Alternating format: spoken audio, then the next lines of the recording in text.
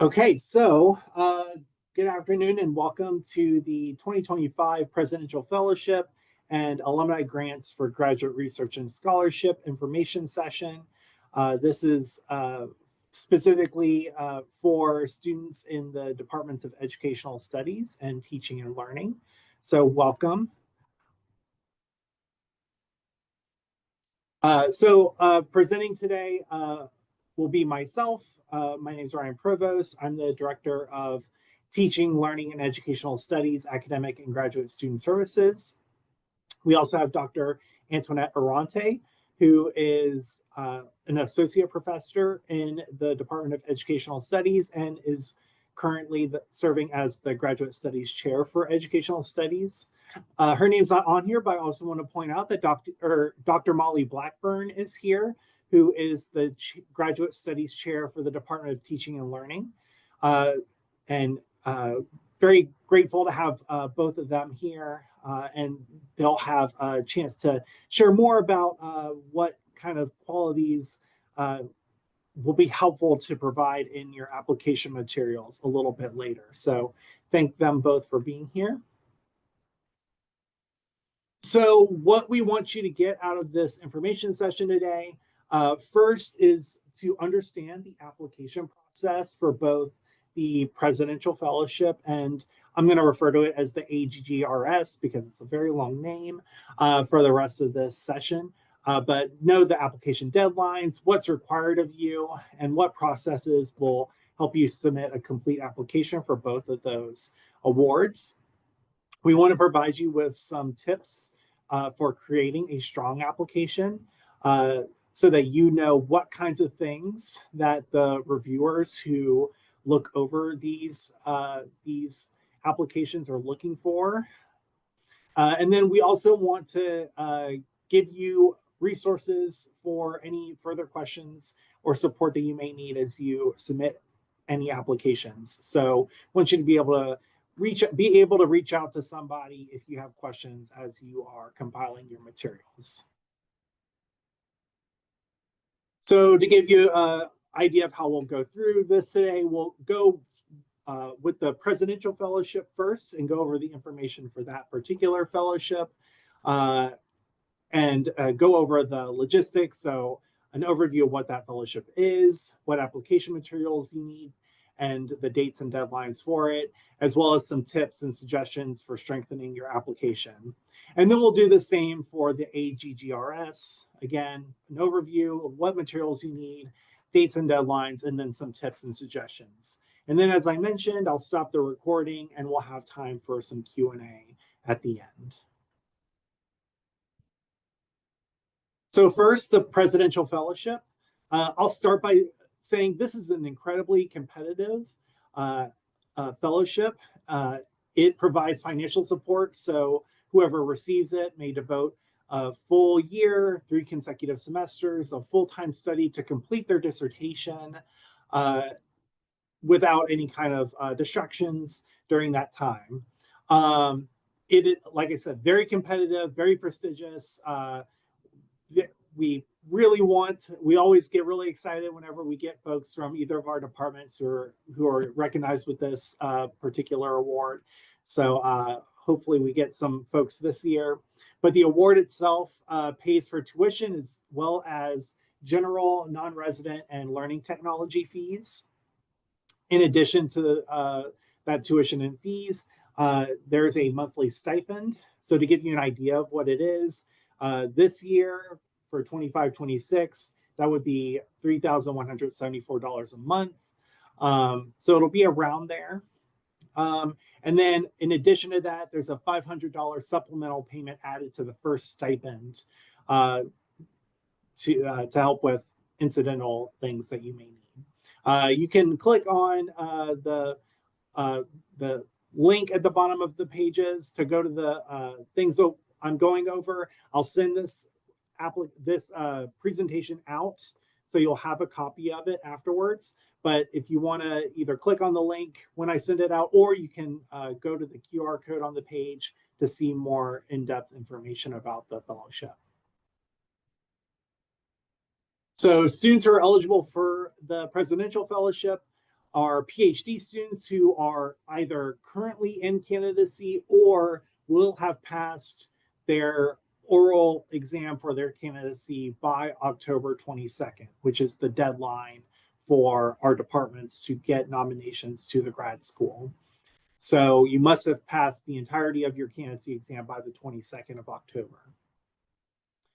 You must have a 3.5 minimum cumulative GPA for all of your Ohio State coursework. You must have all degree coursework completed by the term that the fellowship is activated. You must have at least one autumn and spring semester remaining in your candidacy period. You must not have previously been awarded a fellowship from the grad school that already has dissertation year support attached to it. So if you received a recruitment fellowship when you began your time at Ohio State that was for more than 1 year, anything beyond that first year would have been, well, a year beyond that first year would have been for dissertation year support, and therefore you would not be eligible for the presidential fellowship. If you're awarded this fellowship, you must not hold another paid student appointment or any other student employment during the term of the fellowship. And then if you were previously nominated for the presidential fellowship, you can be nominated again, provided you still meet all of these eligibility criteria.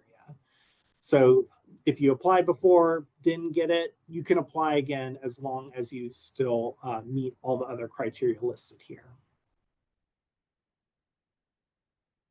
So the nomination procedures for the presidential fellowship, students do not apply directly to the graduate school for presidential fellowships. Instead, you will apply to your department, and then the nominations are submitted by your department's graduate studies committee, whether you're in the Department of Educational Studies or Teaching and Learning. The grad studies committee for your department can nominate up to 6 candidates for the competition.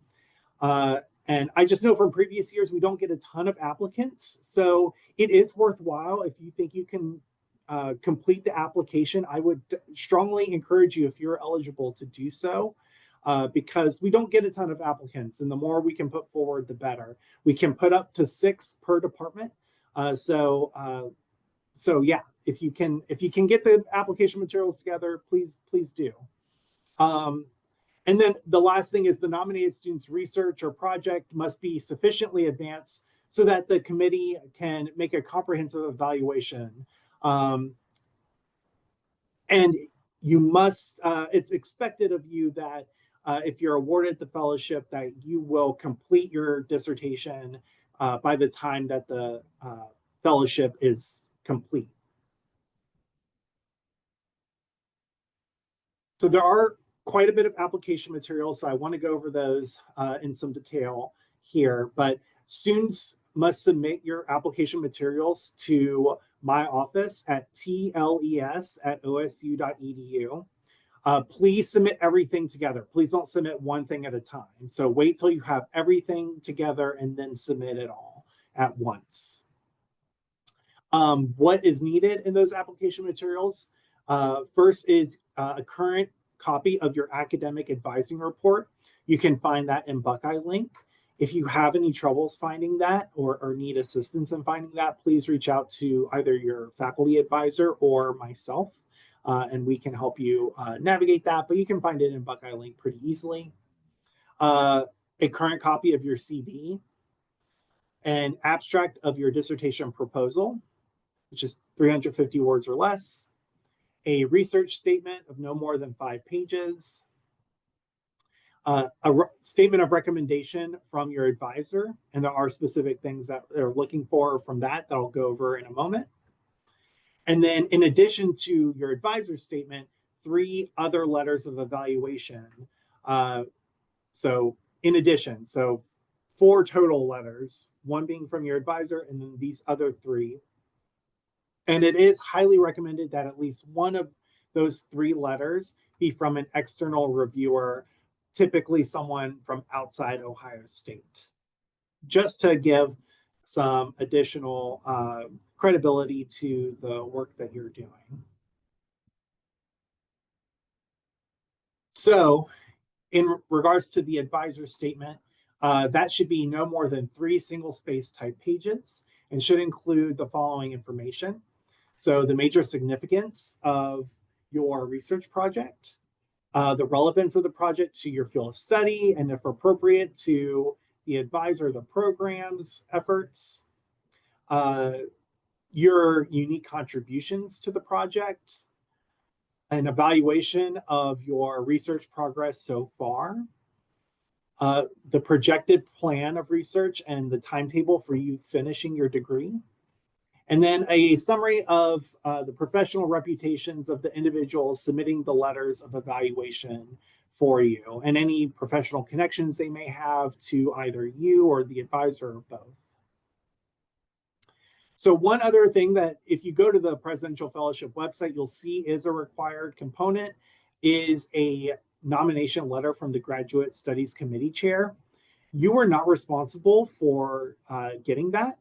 You just submit everything else that I went over on the previous slide to our tles@osu.edu email.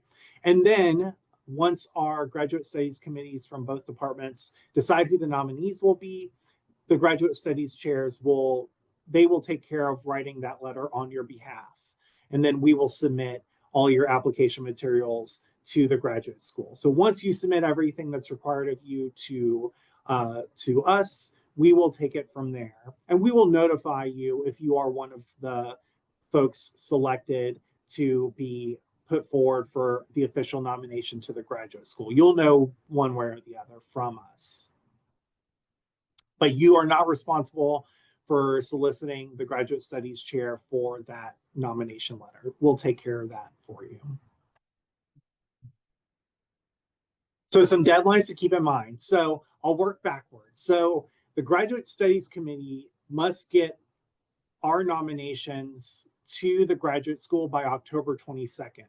So because of that, the committees need time to review any applications and any nominations. So to give some adequate time to review those, we ask that students have all of your application materials to tles@osu.edu by October 1st. That gives a little buffer time for the committees to review all the nominations and make selections. If there may be an opportunity for that to be extended if we need to, but to be 100% certain you get your application in on time, October 1st is the date that you should strive to get those in by. That gives you about 3.5 weeks from now to get those compiled. So with that, I will turn it over to Dr. Arante for the next couple slides to go over some tips and strategies for strengthening your application. Hi, everyone. Thank you for joining us today. It's good to be here, and I'm excited for you all to get nominated and awarded some money and support for your work. So these are not just common questions, they're often the kinds of questions that reviewers are asked, the criteria that reviewers are asked to score of fellowship applications. So keep these in mind. So to what extent does the narrative discussion show knowledge of relevant research in the field? To what extent does the studies argued relevant sound convincing? Is it likely to yield new knowledge about an important issue? Is the research plan logical and clear? I cannot tell you how many fabulous projects get to the bottom of the list because the proposal is just not clear, and that also includes um, uh, being written for a very technical audience. Think of you're writing for civilians, people outside of your field. So it really needs to be comprehensible as well well organized. To what extent does the proposal make a case that the project is likely to be compelling and important to the broader field? Does the narrative display strong authorship skills? Is the applicant likely to complete the project within the time frame? And does the applicant have the relevant expertise to carry out the work? So through your application, you really want to make the case, A, that you are qualified to carry out the study. And that comes through not only through your CV, but the actual proposal. The clearer the proposal is, the more um, the clearer the timeline. All of that shows reviewers, okay, they've worked on this project for a while. They've figured things out, and we can be relatively sure that um, this applicant would finish within the fellowship period.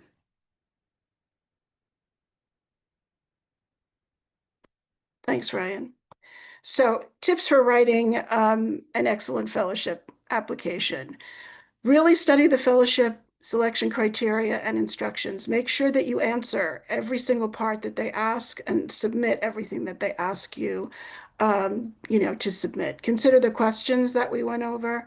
Begin strong. And what I mean by that is by the end of the first paragraph, absolutely by the end of the second paragraph, reviewers should be able to see the purpose of your study and your major research questions. If they have to read 3 pages to figure out what that is, it becomes very confusing. I find that beginning strong like that also helps you organize your proposal because you've sort of got the organization that you're going to follow up front and center.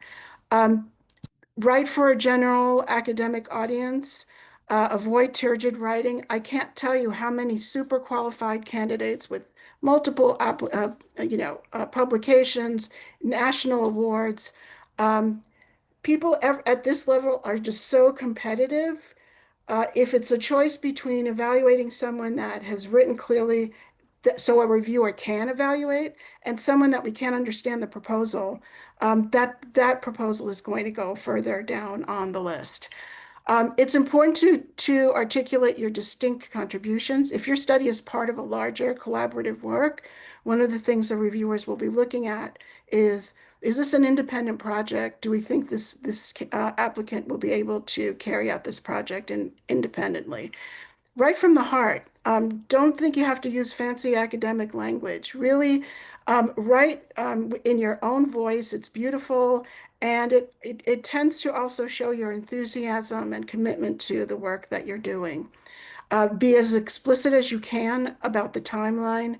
And also, toot your own horn about, what your expertise and relevant experience is, both in the proposal and the CV.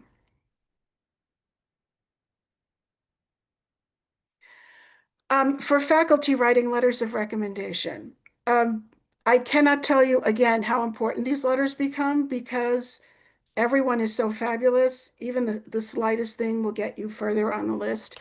And what I mean by that is it cannot be a perfunctory letter, even a glowing perfunctory letter.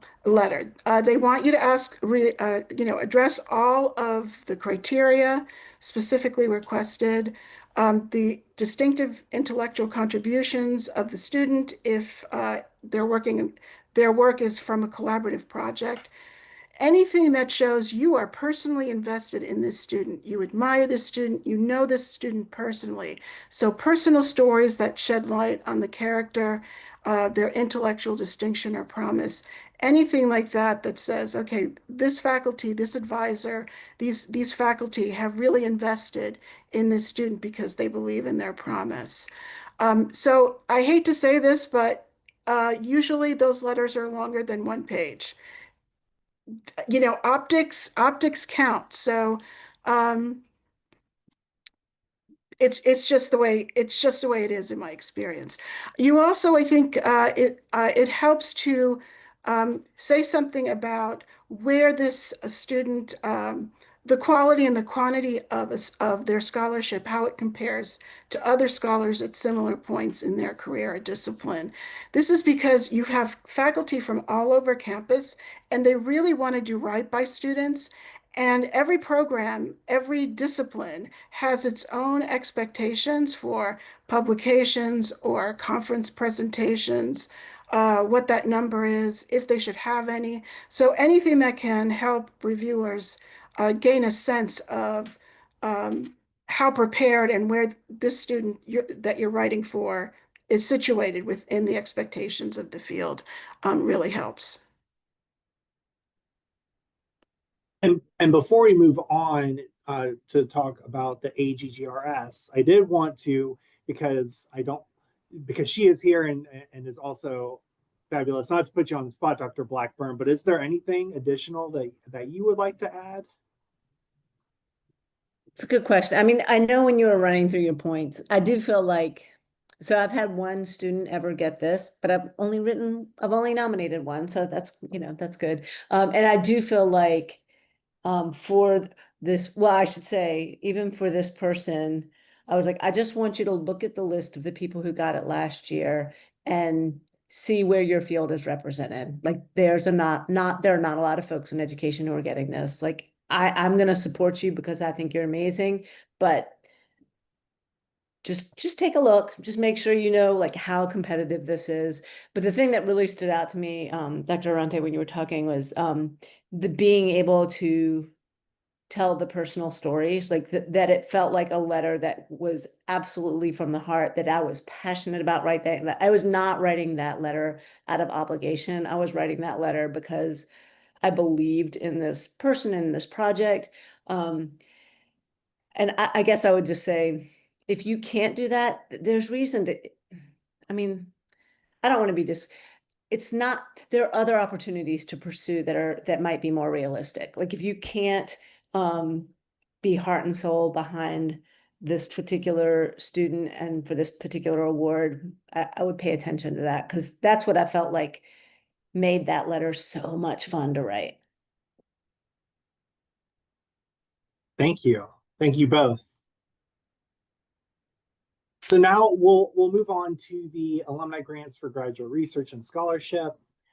So this award is also very competitive, but because it's less funding, there's more opportunities typically for students to receive these. The AGGRS provides small grants of up to $5,000 to support your research and scholarship during your dissertation process. The award, while it can be up to $5,000, is typically around the $2,000 to $3,000 level, but it varies. It depends on the application, on how detailed it is, and those kinds of things. And again, like I mentioned previously, if you want to look at more of the information about the AGGRS from the grad school's website, the QR code on the screen right now will take you directly to that information. So the eligibility for the AGGRS is any PhD student who is currently in candidacy. The funding must be for work that is essential to the dissertation that you're writing.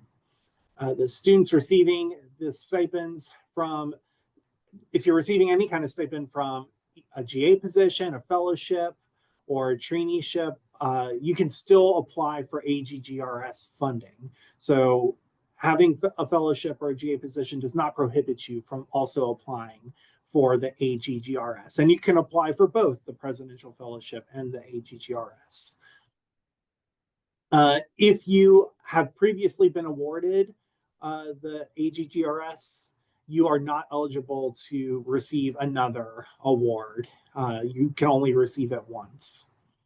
And then any applicant who is requesting to use these funds to compensate human research participants must have received full IRB approval before the program can be dispersed into your funds. So you must get that IRB approval before you can get the money, essentially. So the application procedure is a little different for the AGGRS in that, one, you will apply directly to the grad school. So you don't have to go through the grad studies committee. You just submit your application directly to the grad school fellowships office through the email that you see on the screen. The final application materials must be submitted as a single PDF document. So when I go over the materials later, Just know that all of those need to be compiled into one document. Now, if you don't know how to compile things into a single document, or if you don't have the capability to do so, feel free to reach out to me directly. My email is provost.17@osu.edu, and I'm happy to help do that for you and to help you with combining those files. Again, I'm really competitive. I want to see as many of these awards as possible. So anything I can do to help, I'm going to do. Now, where it asks for letters of recommendation, those may be submitted separately if you or your recommenders prefer to do so, via an email attachment to the grad school. So those don't all have to be attached to that one PDF document. They certainly can be.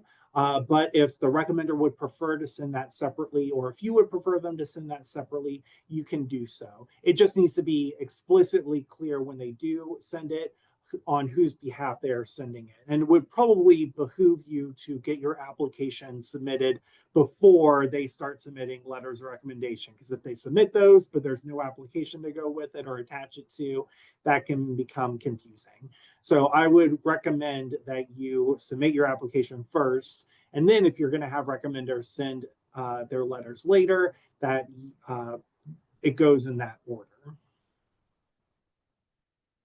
So the materials you need to compile for this application, first is a budget. So because this is a grant that you're receiving, they want to see a detailed line item budget that provides the costs, or at least the estimated costs of each of the items that you're proposing be covered. Again, because the grant's for up to $5,000, your proposal should probably not exceed $5,000. So keep that in mind as you put that together. But make sure to include any relevant categories for each line item. So things like materials and supplies, photocopies of materials, some if you're covering some travel to collect data, you'll want to include line items for what's included in that. The research, if you're going to be using this to get payments for human research participants, you'll want to include that. Things like that to include in that budget. But you want to be pretty detailed and provide a line item breakdown for how you'll be planning to spend the money. You'll also want to include the IRB status. Again, so if you're planning to use these funds to compensate human research participants, you'll want to submit either a copy of your IRB application, or if you've already received your IRB approval, you'll want to include that letter in there just so that it's clear that you are either working on or have received that approval. If you haven't received it yet, you can still apply for the funds. So if you don't quite have your IRB approval yet, you can still apply, but you will just, again, need to receive that approval before you'll get access to any funds that are being used to compensate human research participants. You'll also need to attach a copy of your CV. It should be a 2-page maximum, and you know what is included in a CV, but it outlines that here.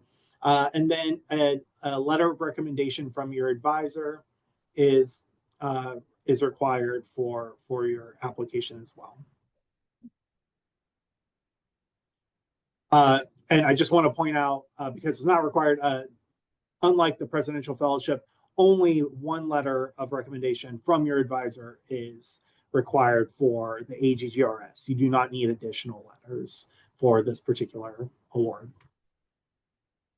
So the deadline to submit your application for the AGGRS is September 24th. So you have about 2.5 weeks to get that together. It's due by 5 p.m. And again, you'll just submit everything directly to the grad school for this particular award. And that deadline is both for your application materials, and if you have your advisor submit their letter separately, everything has to be in by that September 24th at 5 p.m. deadline. So just something else to note there. And now I will turn it over to Dr. Arante. All right. Well, you know, the questions that reviewers ask are very similar.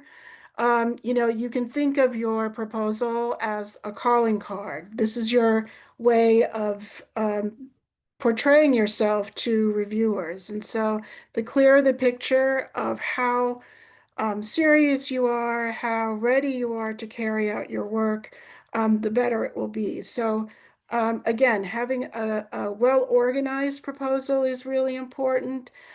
Anything that you can indicate that can indicate if you've done work already to show where you are in the process and that you're ready to conduct whatever piece of your research you're asking the funds for. To be clear about your budget as well and the importance of the budget items. All of that is really important. I will say that I've been a reviewer on both of these fellowships. So I know that these are the questions that are asked are really very similar. Just to expand on this, some of the things that I see happening that I think the purpose of the study is not clear. And so that will indicate to a reviewer that you're just not ready. It might be an interesting project, but you're just not ready. There isn't a really strong literature review. If you say you're going to do a study that involves feminist perspectives, you should have some feminist scholars that you're citing in there. Again, this all shows the student is familiar with the field. The study is situated within their field, and so on. Students also often sort of discount how important explaining the methodology is. It's a short proposal, but be as clear as possible. Because if the reviewer doesn't understand what you're going to do, they're going to they'll ask, well, does the student know what they're going to do in preparation for that? So the proposal really has to encapsulate all of those things to show I'm qualified, I'm ready, I love my study, I can carry this out. And this funding would be really important. Ryan, I think I've seen proposals where budgets have been over $5,000, but you have to make absolutely clear if that's the case. They're not asking for more. But they're looking for however much they can get from AGGRS. As in my experience, at least in the past, that's been okay to do. Obviously, don't put in a proposal that has a $25,000 budget because then a reviewer is going to say, well, no matter what we give the student, it's unlikely that they're going to be able to complete it. So within reason, um, within reason, I think it's fine as long as you make clear that you understand the grant would only be subsidizing part of your expenses.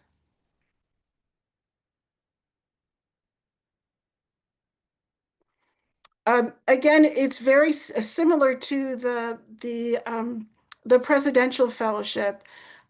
If I cannot tell you how often proposals are rated lower simply because students don't follow the instructions and complete all of the sections that they ask to be completed. Again, having a strong first one or two paragraphs will set you up because by the end of that, the reviewer is thinking, okay, the student knows what they're doing. They're very focused and organized, and it will put them in a good mood to read the rest of your proposal from that. Again, the reviewers for this grant are often the same reviewers, but they come from across campus. So, try to write for a general audience. If you absolutely have to use technical language, be sure that you explain it like you were explaining it to someone that was outside of your field. And anything that can show how important the relevance of your project, how important it is. What you don't want is reviewers saying, well, so what? Why is this? So what? Why is this important? So anything you can do to really strengthen that. I always think of proposals as marketing marketing plans, marketing proposals, right? You're marketing yourself, and to these reviewers to show how capable you are, how fantastic your project is, how important it is, and that you're capable of carrying it out. So I think that's it. Oh, and a clear budget, I think, is really important too in this case, more than anything. Same advice for faculty or letter writers. Again, this is a very competitive pool, and the more enthusiastic the letter is, the more competitive the candidate is. You don't, sometimes if a letter seems to be damning with faint praise, what ends up happening is that to another faculty member, that signals, to another faculty member who's a reviewer, that signals this faculty member was asked to write a letter of recommendation, but they're not really enthusiastic. So as much as you can, personalize the student's proposal and their qualifications, the importance of the study. Um, all of that is really important. By the way, one last thing for students, you also don't want your advisor's explanation of your project to be better than yours. So that often happens, and that's not a good look. So another reason to really have a well-written proposal.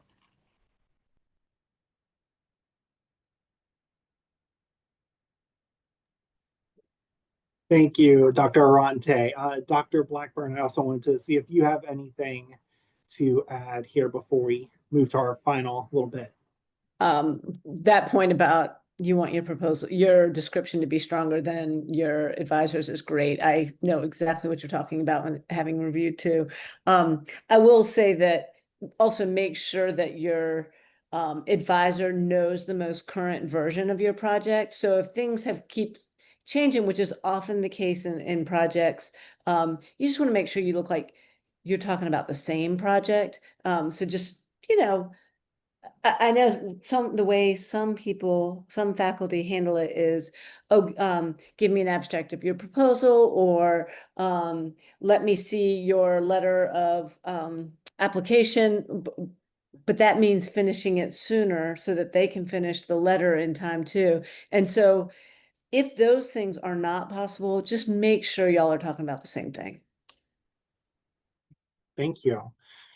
Okay, so before we get to Q&A, I just want to go over a couple things. So first, thank you all for attending. If you have questions after the session and you want to reach out, feel free to email me directly at provost.17@osu.edu. I'll be happy to answer your questions or get you connected to the person who can, to the best of my ability. As a reminder, a recording of this session will be available at the QR code at the bottom of the screen, as well as the link at the bottom of the screen. I'll also send a copy of this slideshow in a PDF format after the session, so you'll have access to all the slides and links that I went over today. So you should be getting that shortly after the end, and then the recording should be available probably, depending on timing, by Monday or Tuesday, I would anticipate. And then I would ask if you could please go to that link. I'm going to type it into the chat box after I stop and open it up to questions. But please we host these kinds of events so that for your benefit. So we would love any feedback on what would be helpful and how helpful you found this session. So take a few minutes. It's very short. Just an opportunity for us to get feedback on how helpful this was for you all. But with that, I'm going to stop the recording